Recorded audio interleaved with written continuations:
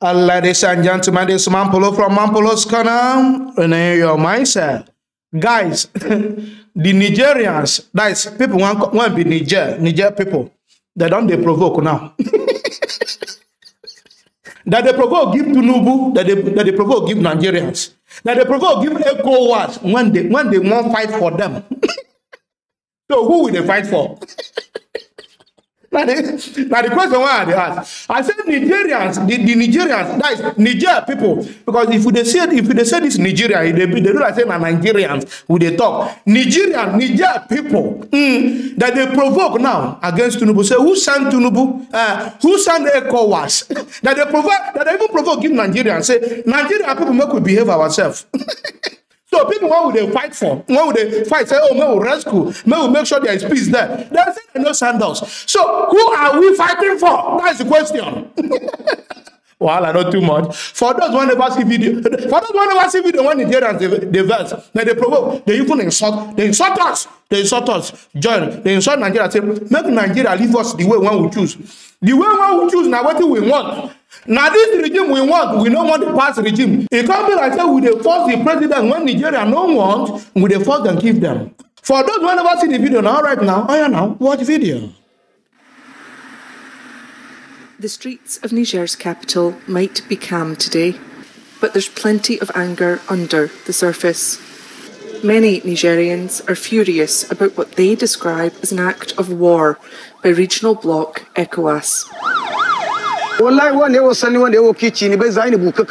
We implore God morning and night to return war to those who wish us war. We want peace for our country every day. All Nigerians are aware of this and do nothing but implore for peace. Whatever ECOWAS does is its business. Ours is ours. ECOWAS should seek to unite, not wage war against us.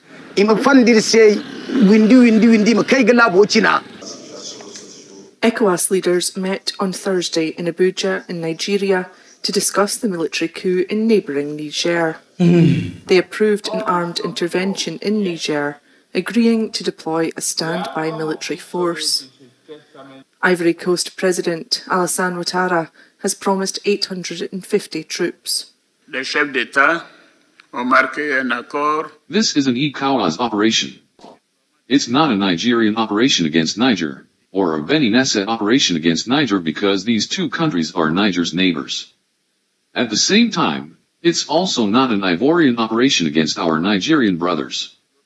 But we are determined to reinstate President Bazoum in his role as democratically elected President of the Republic of Niger. Pour que nos soldats et nos officiers. But people in Niger are against any action by a regional force. Cette intervention, il faut l'appeler par son nom, c'est une. We must call this intervention what it is, an aggression against our people. No ECOWAS text authorizes heads of state to decide to send troops into a member country for any reason whatsoever. This is an act of aggression, and we call on the legitimate authorities, the members of the CNSP, to consider it an act of war, an act of aggression, and to respond with force. As citizens, we made a commitment a few days ago to mobilize and do our part in the national defense strategy. You mean now? We're going to keep up this pressure and maintain our presence around the key points of the town of Niamey. Jesus. Because the center of power, the one they want to restore, is Niamey. And we're going to build up a human shield before we reach the defense and security forces. Constituer un bouclier humain avant d'atteindre les forces de défense et de sécurité. ECOWAS needs to understand what the people of the various member countries expect of it.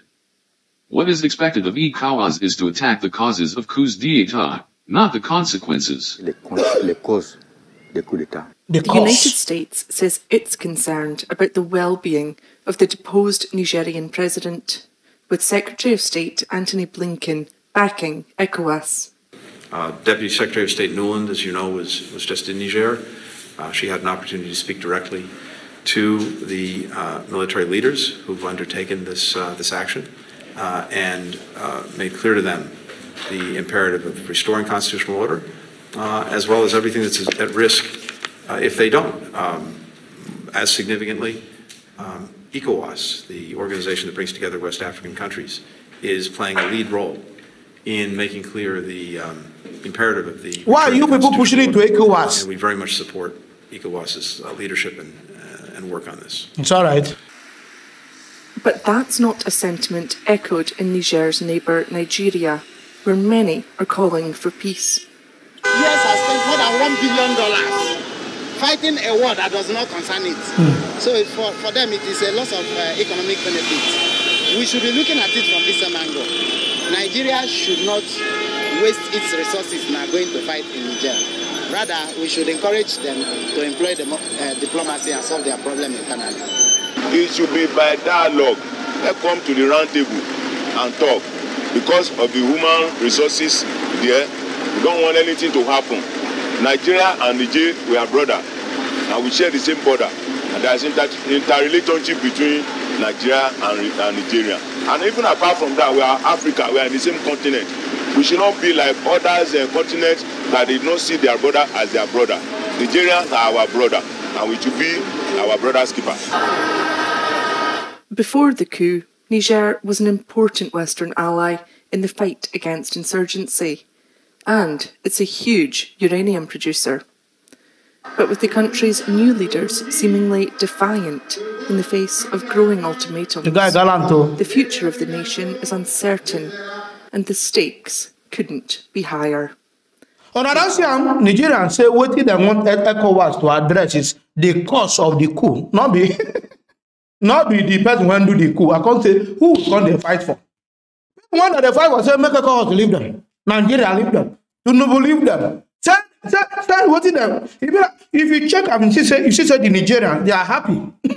If I say they are happy with the coup, then you just check what is happening. I never see any Nigerian one come and say, oh, they are taking up our leader. They can't cry for the president. I don't see one. So who are we fighting for? Now, who are we fighting for? That's the question. I don't want to talk too much. There's a gentleman I'm going to bring to you guys now. That guy explained this thing explicitly. And what it suit my mind, where I say that guy named Paul. The guy, I said, are you normal? I said this guy name when we explain this, when explain and where. Explain with correct brain. The guy named Paul. I want to make I bring that to now. Paul, report yourself. Tell them the implication of what is happening here. Analyze this coup and this process and type of coup and type of coups when you want. All right now. Watch video. Let's bring in Paul Ejime. He's a global affairs analyst and former war correspondent and peace and security governance communications consultant. Paul, good to see you and thanks for your time. Now, reports at tomorrow's meeting of West African Army Chief is to prepare a plan for military action in Niger. Is that a move for war, as some in Niger are suggesting? Consultant Paul, good to see you and thanks for you. So I think ECOWAS is sounding both using what we may call carrot and stick, in the sense that since the heads of state have given the chiefs of defense staff the marching orders, I think they have to follow up and then hold their meeting and get ready for war if it becomes necessary. Right. I think that is what is there. But in reality, actually, mobilizing troops will take a couple of weeks. That is one. And then in this case, perhaps there will also be approval from the UN, UN Security Council. So there's a lot. It is not just something you call troops and then they gather and then you begin to go on a war mission or an invasion. So that is why I think ECOWAS is taking it, trying to maintain what you call less speed, but trying not to become precipitate in the action, because it's a risky option. Everyone understands that. So given the diverse opinion and opposition that you are having to it, even Nigerian Senate, remember that the Senate will prefer a diplomatic solution. The ulama in Nigeria prepares a diplomatic solution. Nigerian Guild of Editors, concerned citizens, even in Niger themselves, people are calling for a diplomatic solution. There are those who are saying, well, this the junta has outplayed their hands. They have disgraced ECOWAS, and that is why you find this kind of, very tough stance. And at the same time to say, well, listen, we had 3 coups. now this fourth one is one too many. So you have to stop it. But ECOWAS has to watch it so that it is not dragged into a war that will consume the region.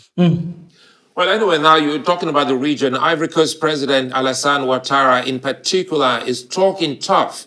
We heard in Faith report there, he's prepared to send 850 troops and back it with appropriate funding. But it could be said he's guilty of hypocrisy here, given what happened when he assumed power in 2010. Exactly. And then he is also somebody that is very close to France. And remember that France, the US, they have been very, very, what do I call it, anxious and then concerned about this. So is Ouattara, I hope he's not speaking for the French, because if he is, he will only be muddying up the waters. Let ECOWAS be the lead here. Like you said, his credentials are not that immaculate to be able to be pushing for what he's saying, because this is somebody who had tampered with the Constitution and then got a third term. And the third term syndrome is part of the problem that ECOWAS has. We have. Because after he did what he did in 2016 to get this third term in 2020, some other people tried it. Congo in Guinea, where there has been a coup, and then so many other people. Remember Senegal, a few weeks ago, there were killings before President Macky Sall rolled back on that. So some of these leaders are actually the problem that we have. Let me write, we cannot condone a military incursion, but at the same time, there have been what you call constitutional coups. You have what you call ballot box coups. You have mismanagement, you have corruption, and then you have human rights violation. And on top of that, these politicians are not delivering what you call the dividends of democracy. Look at hardship everywhere. They cannot. Can you imagine Niger produces uranium, which is prized resources? But what happens? 80% of the population, 26 million or so, they do not have a power supply. Meanwhile, France is using that uranium to power electricity supply for its own about 60% of its population. That's slavery. Can you reconcile that? No. So that is well, we have to separate them. Of course, there might be some opportunistic move by some military adventurers, like the coup leader, who is the head of presidential guard.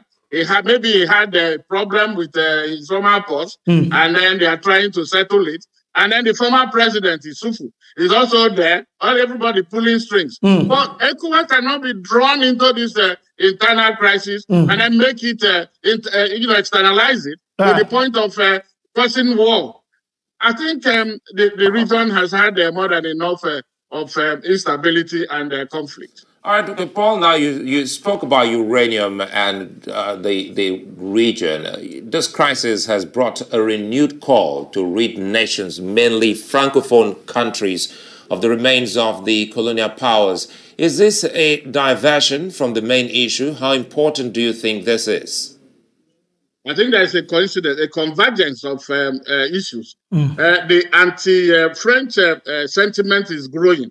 If you notice, in Mali, in Burkina Faso, in Guinea, Mali has actually cut ties, all those agreements that he signed with France. They've been cut. And then Burkina Faso is doing the same. So there is a groundswell of anti-French sentiments. But that is because France has not covered itself in glory in its policy towards Africa. You cannot, because at this moment, about 14 of them countries that are using the CFA francs are domiciling their money in the French treasury, and they have to borrow this money with interest. Can you imagine that in the 21st century and after 60 years after independence? These are some of the things that are happening. Niger, for instance, is still considered a garrison where you have French military base, American military base. Meanwhile, the country is the poorest of in the world. How can you reconcile that? So it is not about the population, but about this foreign interest and their collaborators inside the country. And this is what we have to France all these years needs to recalibrate its policy towards Africa. It is not working. It has impoverished the people, and the people want to take back their country. I think that is what is happening. So all that has now come into the fact that we cannot remove the fact that Tierney was being opportunistic in trying to remove his former boss. But everything has now played into his hands. Bazoum himself has not also was trying to he was not standing on solid ground, and then he wanted to carry out an overhaul of the military hierarchy. In fact, it was said that Tierney was to be removed from the army on the 27th when the coup happened on the 26th. And then some also diplomatic sources are also saying that perhaps Isufu, who that is the president that anointed Bazoum, felt that he was being ostracized. And so he wanted to teach this guy a lesson. So that maybe they thought if the coup makers could have, detained him, then he will come in, and then negotiate. So that he will now bounce back, and Bazoum will still recognize him as the boss, as his godfather. Okay. But all that, these are the imponderables. These are the things that have come into the basket. And then you now bring the external forces, and then Nigeria, where that he has a new president now, has not really stabilized himself, and the question of the way ECOWAS has handled it, that is not how they normally do it. I followed ECOWAS cases.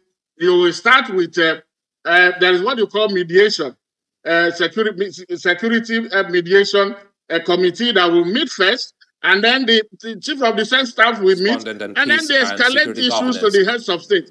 But in this case, the heads of state met and then said they were giving an ultimatum. That is supposed to be the trump card, the last resort. But they have played their last card at first, and now everybody is running to catch up. I think ECOWAS is now trying to, they recognize that they haven't done the right thing. But the hunter too, they must know that they cannot fight the whole world.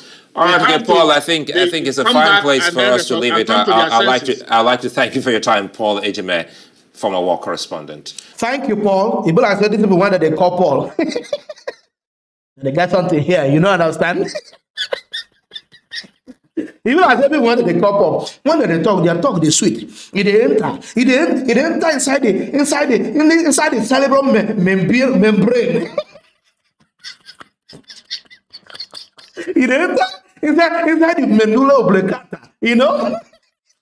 See, if you listen to, no, I'm not joking. If you listen to this guy analysis, it makes sense, and it's very simple, plain language. And you talk with the people who understand straightforward. You know, we need to be careful. My neighbor has said people's interest in Niger now not to bring war to our continent, Africa. That's the only problem I have here, and that's what this guy is trying to say here. The person won't be the boss of this one that come out, so he got interest. The one that come out got interest. The one come out person got interest. No, not just carry, just they drink paracetamol for other people headache. Now what they try to tell you, because as this thing they go. So I think said these people want to do this school. That's the cool piece. People want to do this school. So they don't want to give up. They are there. No negotiation. As I see, no diplomatic, no any type of negotiation that will stop those people. Is that how you buy them, or they go get that power? Now I don't see. So I don't see. Say there is no option for ECOWAS. Me, I don't see other than that military intervention.